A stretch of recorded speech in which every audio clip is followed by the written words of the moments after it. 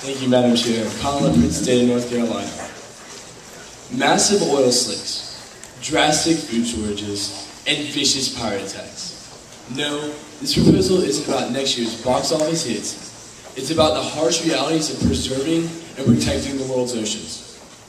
If the Law of the Sea is ratified by the United States, the International Seabed Authority would be able to regulate offshore drilling rigs, which would include the now infamous BP Deepwater Horizon rig. The International Seabed Authority's regulations could have helped prevent the devastation in the Gulf. By ratifying the Law of the Sea, the United States will ensure the protection of marine environments from pollution. Although there's been great concern about what's been taking place on top of the water, there's just a grave of a problem taking place beneath the water's surface. Currently, marine species such as tuna and dolphin are being depleted at such high rates that their continued existence is not feasible. By ratifying the Law of the Sea, the United States will help support the sustainability of marine life and sustainable fishing practices. Without this support, nations will continue to destroy the waters beneath the surface. In order to end the vicious cycle of piracy, the problem needs to be addressed at the core. With our support, this proposal will do just that by providing relief to the poor fishermen who've been forced into piracy and establishing methods for preventing and combating pirate attacks. We, the United States, can no longer just support international legislation without enacting this law. We set an example in freedom.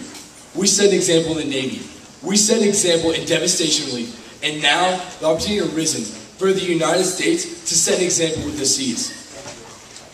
Furthermore, I'd like to give examples of how effective this treaty is and how ridiculous it is that the United States has not ratified this as law.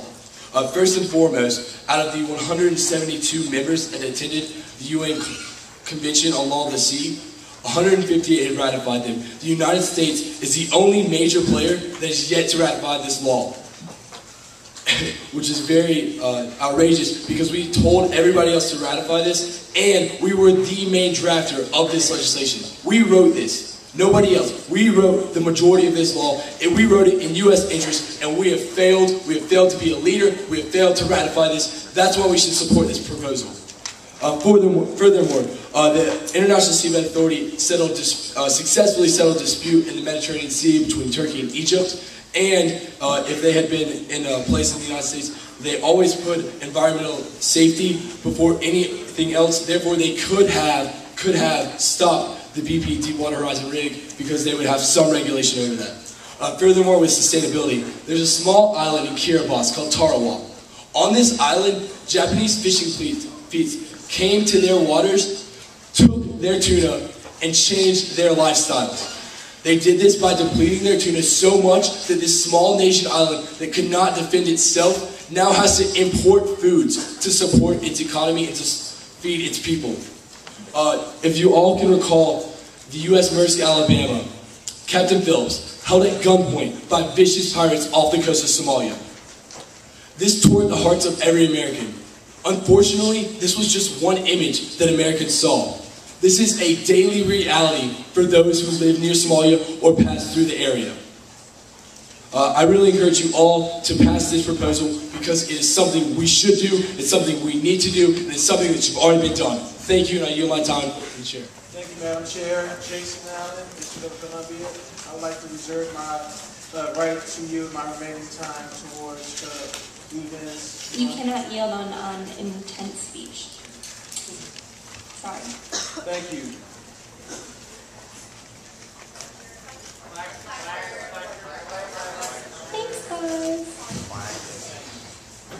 I totally acknowledge and commend the intent of this proposal to protect our environment against pollution, especially against pirates. But a flaw I found in this proposal is on lines 10 to 12.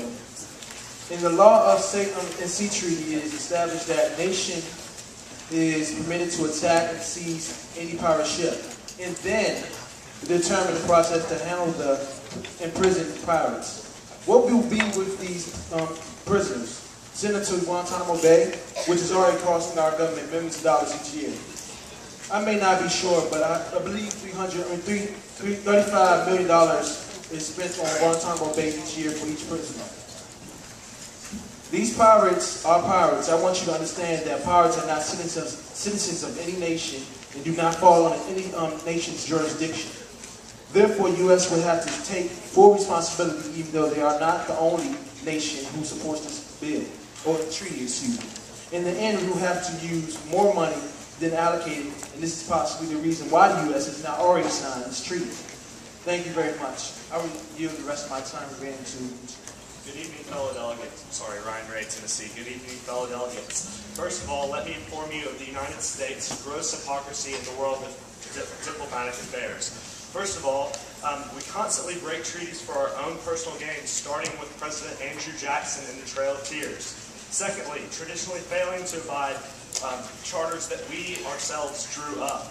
Thirdly, using charters as a bargaining tool to move on with our economic agenda, such as in the case of Haiti, a third world country. Now is the time to stop, and we can do that with this proposal. Secondly, to ease some of your possible concerns, this will not limit the power of the U.S. Navy and the Coast Guards. All this simple ratification process will continue President Obama's initiative to return America to diplomatic honor. Also, lastly, in a time of the worst economic situation since the Great Depression, we should be scrambling at the opportunity to better our economy.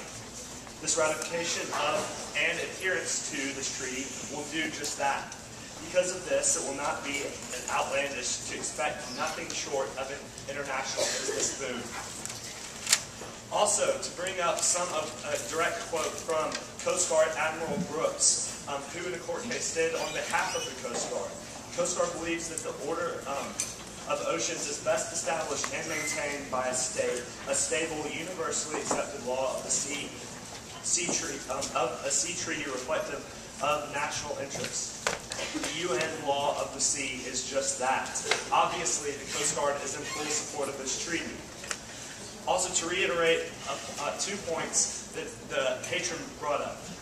The United States is currently the only permanent member of the Security Council not to ratify this. Secondly, 158... this proposal would help protect all of the water from disasters and attacks and pollution. We need this at this point in our world.